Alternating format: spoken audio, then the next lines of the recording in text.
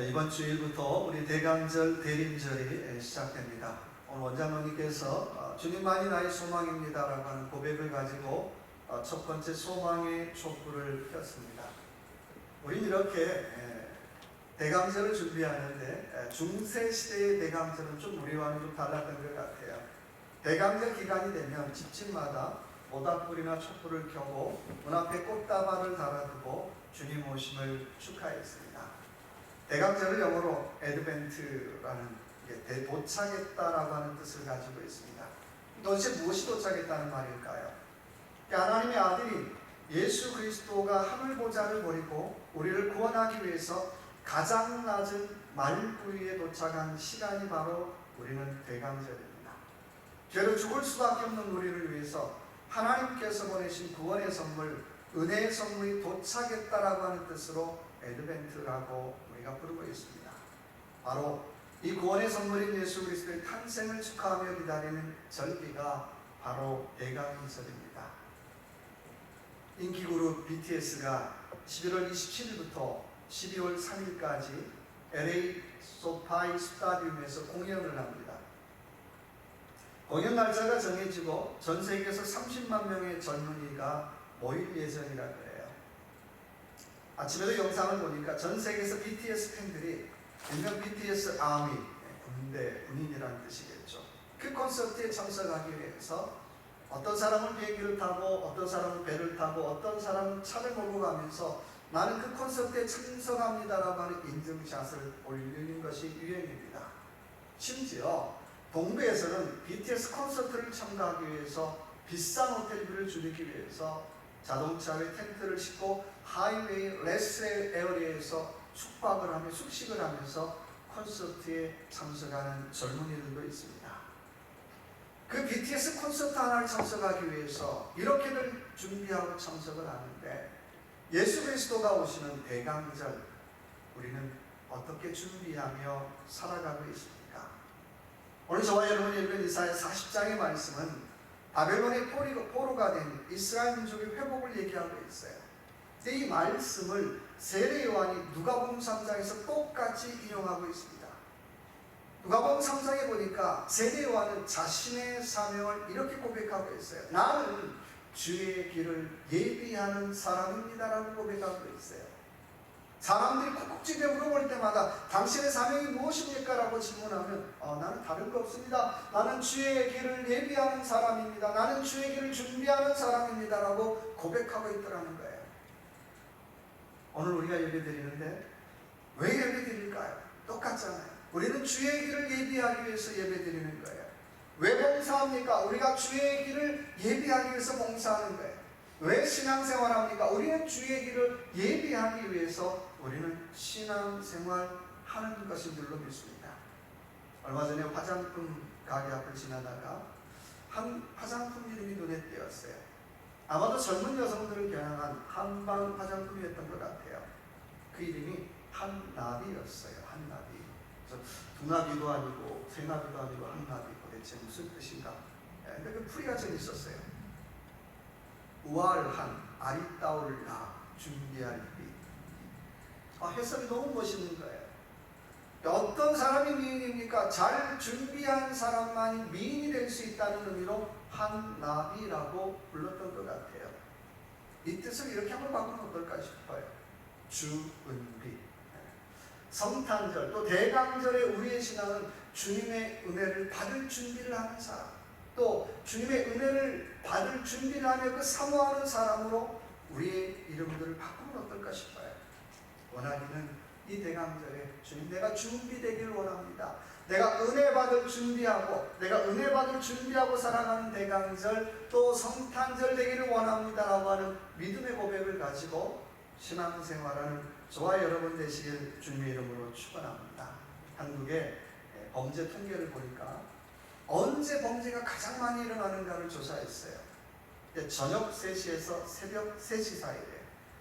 우리가 범죄를 안 당하려면 이 시간에 눈만 뜨고 있으면 안 당하는 거예요. 잠만 안 자면 되는 게. 저녁 10시에서 새벽 3시 사이에 거의 5시간 동안 70%의 범죄가 다 일어난대요. 어떤 범죄가 가장 많은가를 조사했더니 여름철에는 폭행 사건이 가장 많이 일어난대요. 또 겨울철에는 절도 사건의 70% 정도가 11월, 12월에 일어난다고 해요. 그래서 물어보지 않았지만 소매치기들이 가장 기다리는 시간이 언제입니까? 라고 질문한다면 소매치기들 또 절도범들이 가장 기다리는 시간이 바로 11월, 12월이라는 거예요. 그 사람들 대강절 하겠어요? 근데 우리도 크리스마스 기다립니다. 우리도 대강절 기다립니다. 이유는 뭐예요? 우리 한복 잡아야 되기 때문에. 거꾸로 경찰들에게 가장 긴장되는 시간이 언제입니까? 라고 질문한다면 똑같이 11월, 12월이라는 거예요. 소매치기들은 예수 그리스도를 축하하기 위해서 기다리는 것이 아니라 남의 것을 훔치기 위해서 기다리는 거예요. 잘못된 기다림이죠. 그렇다면 오늘 저와 여러분 이 대강절 예수 그리스도 오심을 어떻게 준비하고 살아가시겠습니까? 자, 1절 같이 한번 읽어볼까요? 1절입니다. 40장 1절 너희의 하나님이 이르시되 너희는 위로하라 내 백성을 위로하라 하고 말씀하고 있어요. 자, 4절에 또 보니까 골짜기마다 돋아주며 산마다 낮아지며 고르지 아니한 것이 평탄하게 되며 험한 것이 평지가 될 것이요 라고 말씀하고 있어요. 자, 오늘 저와 여러분 예수 그리스도 오시면 어떻게 준비해야 될까요? 1절 4절 보니까 골짜기를 어떻게 해요? 매우라고 말씀하고 있어요. 골짜기마다 돋으며 라고 말씀하고 있어요. 돋는다는 말은 뭐예요? 위에 올려서 푸릿하게 만드는 게 돋우는 거죠. 좀 패인 곳 이런 것들 어떻게 메꾸는 게 돋우는 거예요. 제가 수박을 좋아하는데요. 여름철에 자녀들하고 같이 한번 수박을 먹을 일이 있었어요. 너무 맛있어가지고 수박을 사왔는데 겉은 멀쩡한데 수박을 딱 잘라보니까 속이 다 보른 거예요. 먹을 수가 없었어요. 그것을 보고 저희 아들이 하는 말이 아유 아빠 얘도 속으로 마음고생이 많았나 봐. 속으로 다 보랐네. 마음고생이 많았나 봐. 속으로 다 보랐네. 그래서 한번 무슨 적이 있어요. 여러분 저와 여러분 어떤가요? 우리의 마음도 이 속이 고른 수박처럼 마음고생할 때마다 마음 아리로 깊은 상처가 남아요. 어느 유행가 가사 대목처럼 내 손에 주름이 있는 건 길고 긴 내 인생의 훈장이고 마음에 주름이 있는 건 버리지 못한 욕심의 흔적이라는 얘기처럼 다들 마음의 깊은 주름들을 안고 살아요. 우리가 은혜를 체험하기 위해서는 이 깊은 마음의 주름들을 메꿔야 한다는 거예요. 우리가 운전할 때도 마찬가지잖아요. 도로가 울퉁불퉁하면 내가 아무리 좋은 차를 몰고 가도 속도를 낼 수가 없어요. 도로가 플랫하면 속도를 낼 수가 있잖아요. 그러니까 하나님의 은혜도 마찬가지라는 거예요. 하나님의 은혜가 빨리 도착하고 싶어도 내 마음의 주름들이 어떻게 울퉁불퉁하면 빨리 도착할 수가 없더라는 거예요. 이 마음의 주름들을 메꿔야 한다는 것입니다. 그럼 도대체 어떻게 메꿀까요? 1절의 말씀 보니까 너희의 하나님이 이르시되 너희는 뭐하라? 위로하라 내 백성을 위로하라 라고 말씀하고 있어요. 내가 어떻게 하면 내 마음의 주름들을 또 상대방의 마음의 주름들을 메꿀 수 있습니까? 첫 번째 열쇠가 뭐라고요? 위로하라 위로하라. 오늘 하나님께서 이스라엘 민족을 향한 첫 번째 메시지는 위로하라 위로하라. 이 말을 다시 얘기한다면 나는 너희를 위로하기를 원한다라고 말씀하고 있어요. 위로할 때 우리 마음의 깊은 주름들은 메꾸어져요. 위로라는 말은 영어로 우리가 잘 아는 것처럼 comfort라는 말인데 그 말은 어떻게 편안하게 해주는 거예요. 그러니까 뭐가 위로입니까? 위로한답시고 상대방 마음 불편하게 하는 게 위로 아니에요. 정말 위로하는 건 상대방 마음을 편안하게 해주는 게 위로더라는 거예요. 기껏 위로한다 그러면서 어떻게 막 더 싸우는 거예요. 당신 그것 잘못했어. 그것도 잘못했지. 위로 아니라는 거예요. 내가 위로한다는 건 상대방의 마음을 편안하게 해주는 거. 그게 위로라는 거예요. 또 하나 위로한다는 말 속에는 초대하다라고 하는 뜻을 가지고 있어요. 뭐가 위로입니까? 말로만 위로하는 게 아니라 정말 상대방을 초대해서 어떻게 해요? 밥을 먹이고 음식을 나누고 어떻게 서로 정을 나눌 때에 위로가 생기더라고 하는 거예요. 여러분 우리가 신앙생활하면서요 소위 뒷담화라고 얘기하죠. 계속 어떻게 막 같이 신앙생활하는 사람들 목사도 마찬가지고요. 계속 뒤에서 얘기할 게 있어요. 피곤하잖아요. 그걸 그만하고 어떻게 해요? 좀 수고한 사람들 어떻게 힘든 사람들 초대 안 하는 거예요. 그리고 어떻게 좀 위로해 주라는 거예요. 아유, 나 때문에 속상한 거 있으면, 나 때문에 마음 아픈 거 있으면, 혹시라도 나 때문에 마음에 주눅이 있는 거 있으면 미안합니다. 용서해 주십시오. 그게 진정한 위로더라고 하는 것입니다. 여러분, 우리가 어떻게 예수 그리스도의 오심을 준비할까요? 첫째는 영적으로 메꾸는 일을 할 수 있는 저와 여러분 되시길 주님의 이름으로 축원합니다. 두 번째는 우리 4절 한번 볼까요? 골짜기마다 도도해지며 산마다 언덕마다 낮아지며 고르지 아니한 곳이 평탄하게 되며 험한 곳이 평지가 될 것이요. 두 번째는 한번 따라합시다. 높은 것을 낮추는 준비를 합시다. 대강전에는 세상 막 흥청망청이잖아요. 그리고 대강전에 우리가 해야 될 일이 있다면 좀 높은 것을 낮추는 준비를 하라는 거예요. 우리의 마음도 높았던 마음을 좀 낮추는 준비를 하라는 거예요. 사람은 우리 모두가 다 어때요? 잘난 체를 잘해요. 아무도 없는 숲속에 갔다 와도 우리는 어떻게 해요? 저만 봐도 나무들한테 잘난 체예요. 나무들한테. 돌멩이한테 잘난 체. 아무도 없는 것 같은데요. 사람은 본성적으로 잘난 체를 해요. 이 대강전에 우리에게 필요한 자세가 있다면 좀 높은 것을 어떻게 해요? 한 계단, 두 계단 좀 낮추는 준비를 하라는 거예요. 여러분 손님을 맞이하는데 가장 필요한 자세가 있다면 뭘까요? 왔어? 이런 자세 아니잖아요. 손님을 맞이하는데 가장 중요한 자세가 있다면 겸손이잖아요. 나 당신보다 높지 않아요. 또 내 마음이 높은 걸 어떻게 좀 낮추는 거잖아요. 예수님께서 어린아이 하나를 앞에 두고 어떤 사람이 천국에서 가장 큰 자입니까? 라고 하는 그 질문에 대한 대답을 이렇게 해주고 있어요. 어린아이처럼 자기를 낮추는 자가 천국에서 가장 큰 자이라고 말씀하고 있어요. 어떤 사람이요? 어린아이처럼 자기를 낮추는 사람이 천국에서 가장 큰 사람이에요. 근데 이 말을 헬라어 번역은 이렇게 번역하고 있습니다. 자기가 가장 작은 자임을 아는 사람이 천국에서 가장 큰 자이라. 어떤 사람이요? 내가 가장 작은 자입니다라고 아는 사람이 천국에서 가장 큰 자라고 얘기하고 있어요. 여러분 가장 작은 자인가요? 아유, 목사님 내가 무슨 작은 머리잖아요. 나 안 작죠. 우리는 교회 오면 저마다 높아지려고 해요. 높아지려고. 조금도 손에 안 보려고 해요. 조금만 좀 마음에 섭섭함이 들어가면요. 나를 안 알아주고 나를 무시하네. 그리고 섭섭하지. 그러나 여러분 신앙생활 한다는 게 뭘까요? 신앙생활은요 정확히 얘기하면 내가 십자가 지는 연습이잖아요. 십자가를 진다는 건 내가 작은 자로 살아가는 방법, 내가 영적인 작은 자로 사는 연습을 하는 것이 바로 교회인 줄로 믿습니다. 근데 교회 와서 거꾸로 어떻게 나 안 알아줘요. 나 섭섭해요. 미안하지만요 번지수가 틀렸어요. 교회는요 내가 높아지는 것이 아니에요. 내가 높아지려고 하니까 자꾸 섭섭하고 어떻게 시험이 들잖아요. 교회는 내가 높아지는 것이 아니라 내가 낮아지는 트레이닝을 하는 것이 교회인 줄로 믿습니다. 마태복음 23장 12절의 말씀에 자기를 높이는 자는 낮아지고 자기를 낮춘 자는 어떻게요? 높아지리라라고 말씀하고 있어요. 그러니까 어떻게 해서든지 간에 교회 안에서 영적으로 내가 낮아지는 연습을 해야 한다고 하는 것입니다. 그렇잖아요. 내가 높아가지고 예수 믿으세요. 사람들이 누가 믿겠어요? 너나 믿으세요. 너나 잘 믿으세요. 당신 안에 겸손이 하나도 안 보이는데 그런 예수 어떻게 해요? 예수 팔지 마세요. 그럴 거 아니에요.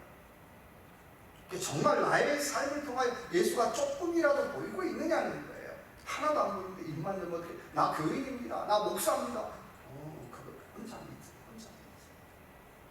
무슨 예수의 향기까지 바랄 것도 없고요. 사람들이 우리를 보면서 과연 누구를 보고 있느냐는 거예요. 정말 예수 안 닮은 목사, 정말 예수 안 닮은 장로네, 정말 예수 안 닮은 집사네, 그거 어떻게 끝나잖아요. 나를 낮춘다는 것은 내 힘으로 안 된다는 것을 깨닫고 사는 거예요. 제가 아는 어느 집사님 한 분이 사업을 하다가요, 그분 얘기로 목사님 나는 교회 방학했습니다. 그리고 7년 동안 방학을 했어요. 7년 만에 교회를 찾은 분이 있어요. 그래서 제가 7년 만에 교회를 찾아서 어쩐 일이세요? 재밌잖아요. 아니 7년 만에 방학한다니 방학이 좀 길었는데 어쩐 일이세요? 그랬더니 목사님 제가 교회 방학을 조금 더 연장하려고 하는데 저 친구 놈을 내가 잘못 만나요. 왜요? 그랬더니 예수 안 믿는 친구가 있대요. 자기가 사업하고 다 하는 일마다 다 망했는데 그 친구가 늘 그런데 야 그렇게 기도하더니 너 교회 집사라고 하더니 너 그러지 말고 네가 믿는 예수님한테 좀 빌어봐. 기도해봐. 그러더래요. 그런 얘기를 너무 많이 해요. 그 친구 만나면 늘 그것 때문에 싸우는데 어느 날 똑같이 그 레파토리를 어떻게 똑같이 반복하는 거예요. 근데 그 말이 어떻게 가슴에 확 다가오더라고요. 그렇지. 내가 예수 믿었다고 하는데 내가 하나님 믿는다라고 하는데 그래도 어떻게 해요? 최소한 내가 하나님 앞에 기도해 봐야 되지. 그 친구가 고맙다고 하면 어떻게 해요? 왜 나왔다는 거예요? 누가 전도했어요? 예수 안 믿는 친구가 예수 믿었던 친구를 어떻게 해요? 전도. 이런 일도 있어요. 세상 살다 보면. 근데 그가 7년의 방학을 끝내고 교회에 와서 신앙생활하는데 그가 계속 깨닫는 것 중에 하나가 내 힘으로 안 되는, 내 힘만으로는 안 되는구나라고 하는 것을 깨닫게 되었다는 거예요. 여러분 축복이 뭘까요? 내 힘으로 다 됩니다가 축복 아니에요. 내 힘으로 안 되는 것이 있구나. 내 힘만으로 안 되는구나. 내 기도만으로, 내 애씀만으로 안 되는구나라고 하는 걸 알고 사는 것이 축복인 줄 믿습니다. 원하기는 저와 여러분의 삶, 좀 교만 모드를 겸손 모드로 좀 바꿨으면 좋겠어요. 오늘 11절의 말씀 보니까 그는 목자같이 양떼를 먹이시며 어린 양을 그 팔로 모아 품에 안으시며 젖먹이는 암것들을 온순히 인도하시리라 라고 말씀하고 있어요. 그는 뭐같이요? 목자같이 양머리를 먹이시며 어린 양을 그 팔로 모아 품에 안으시며 암것을 온순히 인도하신다라고 말씀하고 있어요. 어린 양을 그 팔로 모아 안으시며 라고 말씀하고 있어요. 우리가 이스라엘의 목자를 보면 여기다가 띠 하나 두르는 거 있죠. 두르는 게 아니죠. 거기에 보면 주머니 같은 만들 수가 있어요. 늘 어린 양들 볼 때마다 어떻게 해요? 좀 시원찮지. 거기다가 대신 쭉 집어넣어가지고 어떻게 해요? 어린 양을 늘 넣고 다녀요. 그러니까 하나님께서 우리를 그렇게 인도해 주신다는 거예요. 좀 부족하지, 약하지, 안 되네. 그리고 어떻게 하나님께서 영적으로 하나님 품에, 주님 품에 안아서 어떻게 우리를 인도해 주신다라고 하는 것입니다. 그 사람의 형편과 처지에 상관없이, 그 사람의 환경에 상관없이, 그 사람의 주위에 상관없이 하나님 어떤 분이십니까? 라고 우리에게 질문한다면 하나님요 어린 양을 품에 안듯이 나를 품에 안아 한 걸음 한 걸음 인도해 주시는 분입니다 라고 하는 그런 믿음의 고백을 가지고 이 대강절 내가 높습니다가 아니라 다시 한번 내 인생의 계단을 한 계단 낮추어서, 반 계단 낮춰서 겸손함으로 무장하는 그런 저와 여러분의 대강절 되시길 주님의 이름으로 축원합니다. 세 번째 대강절은요, 5절 볼까요? 자, 여호와의 영광이 나타나고 모든 육체가 그것을 함께 보리라. 이는 여호와님이 말씀하셨느니라. 세 번째는 하나님의 영광을 나타냈는가라고 하는 질문 한번 해봅시다. 하나님의 영광을 나타냈습니까? 내가 신앙생활 잘했습니다 라고 하는 것도 중요하지만, 그렇죠, 내가 지금까지 인생을 살면서 나는 도대체 누구의 영광을 나타냈는가라고 하는 질문을 해보시면 좋겠죠. 내가 지금까지 인생을 잘 살았다고 얘기하는데 내 영광만 드러냈다면 나는 어때요? 꽝이에요, 꽝. 근데 정말 하나님의 영광을 내가 나타내고 살았다니까 솔직하게 옆에 사람도 아니지만 어떻게 내 스스로는 더 잘 알잖아요. 내가 하나님의 영광이라고 그렇게 패키지 포장을 했는데 정말 하나님의 영광이었느냐라고 하는 질문 우리는 해봐야 되겠죠. 세 번째 질문은 하나님의 영광을 나타내고 있는가라고 합니다. 근데 하나님의 영광을 나타내기 위해서는 두 가지 방법을 제시하고 있습니다. 8절 한번 볼까요? 자, 풀은 마르고 꽃은 시드나 우리 하나님 말씀은 어떻게 해요? 영원히 서리라 말씀하고 있어요. 내가 하나님의 영광을 드러내는 방법이 있다면 첫 번째 방법은 뭘 세우라는 거예요? 하나님 말씀을 자꾸 세우고 있느냐는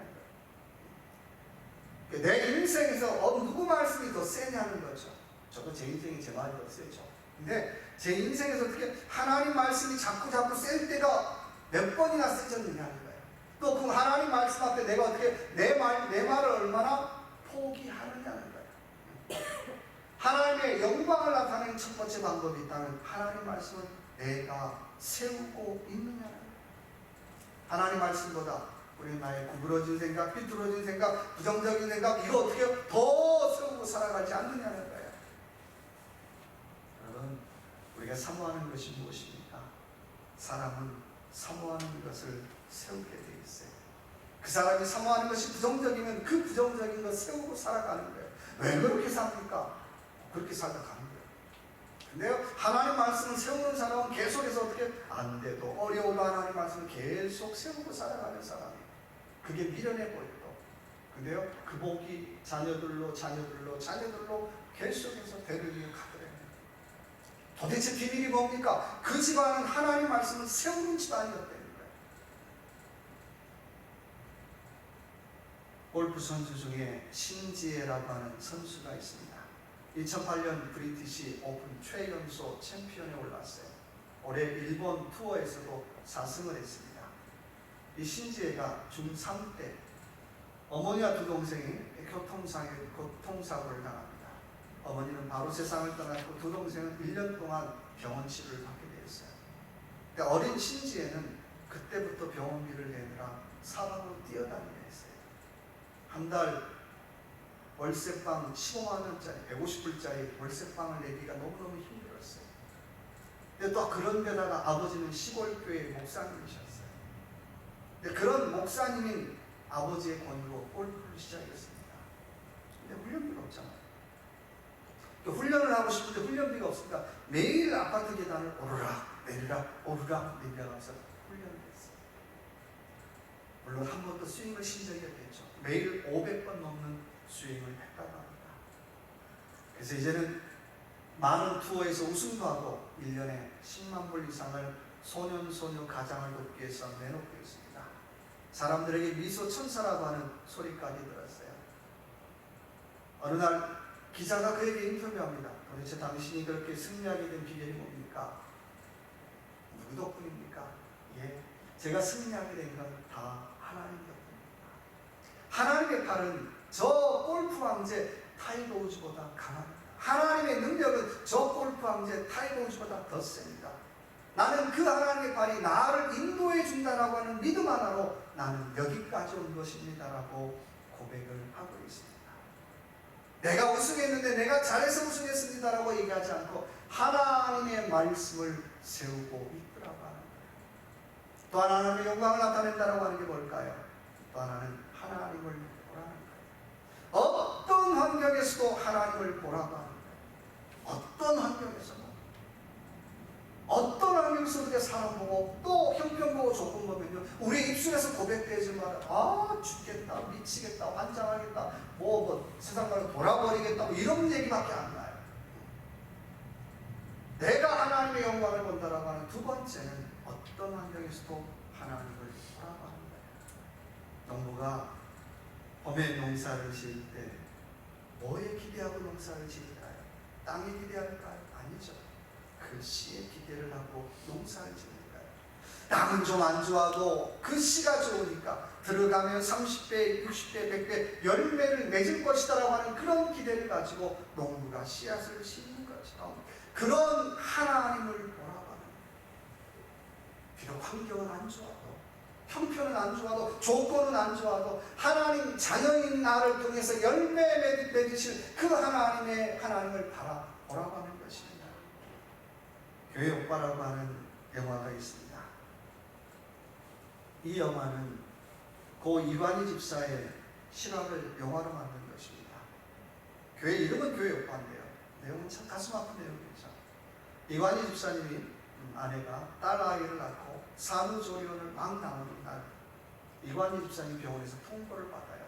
당신은 대장암 사기입니다라고 하는 판정을 받아요. 딸 아이 품에 앉자마자 당신은 대장암 사기입니다라고 하는 판정을 받아요. 천천병력 같은 소식이죠. 그 소식을 어머니에게 전했더니 어머니는 우리 말로 화병이죠.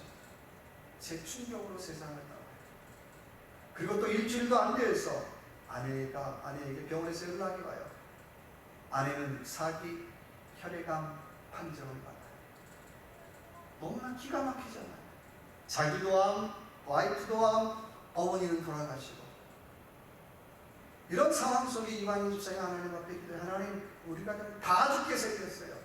다 죽게 생겼어요. 하나님 살려주세요. 하나님 살려주세요. 누구라도 하나님 살려주세요. 그런 상황 속에 이관희 집사님은 누구도 원망하지 않고 다시 하나님을 바라보고 나갑니다. 대장암 살기의 그 고통스러운 상황 속에서도 이관희 집사님은 아무도 하나님 주신 성인이었습니다라고 고백하며 살다가 하나님 품에 안겼습니다. 사랑하는 성도 여러분, 우리가 대강절을 보내면서 우리의 신앙을 한번 되돌아봤으면 좋겠습니다. 나의 신앙은 어떨까요? 금, 은, 동으로 비유한다면 어디쯤 될까요? 아니, 금 중에도 또 뭐 10K, 14K, 24K 어디쯤 될까요? 워낙에는 우리의 신앙생활 늘 10K나 14K가 아니라 또 뭐 18K가 아니라 24K 순금신앙으로 한번 살아가고 싶습니다. 내가 작은 것 때문에, 보잘것없는 것 때문에 상처를 주고받는 것이 아니라, 주님, 내가 주님을 좀 크게 보는 신앙 갖기를 원합니다. 나는 너무너무 속이 좁은데 내가 예수를 크게 보는 신앙 갖기를 원합니다. 또 우리 교회 정말 주님을 크게 보는 교회 되기를 원합니다. 그래서 부족한 나를 통해서 또 우리 교회를 통해서 하나님의 영광을 드러내는 그런 대강절 또 성탄절을 준비하는 저와 여러분의 삶이 되시길 주님의 이름으로 축원합니다. 같이 한번 기도합시다. 기도할 때 하나님, 내가 상처의 골짜기를 메우게 하시고 높은 것을 낮추게 하시고 하나님의 영광을 드러내는 또 귀한 대강절 되기를 원합니다라고 이 시간 주여 한번 외치고 같이 한번 통성으로 같이 한번 기도하겠습니다. 주여! 아버지 하나님 감사합니다.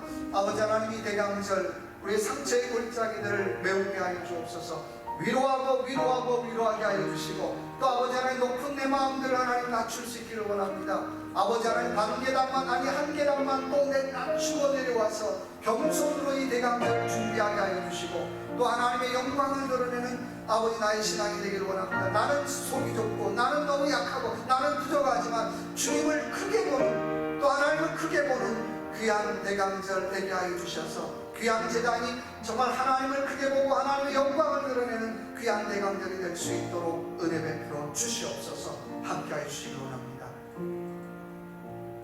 주신 하나님 아버지 감사합니다.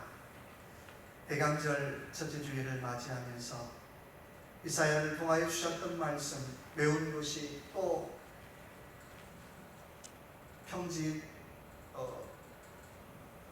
거친 것이 평지가 될 것이라 하는 말씀처럼 우리의 신앙생활 아버지 하나님, 이 대강절에 골짜기들이 메꾸어져서 평지가 되어지는 귀한 은혜가 있는 귀한 대강절이 되기를 원합니다.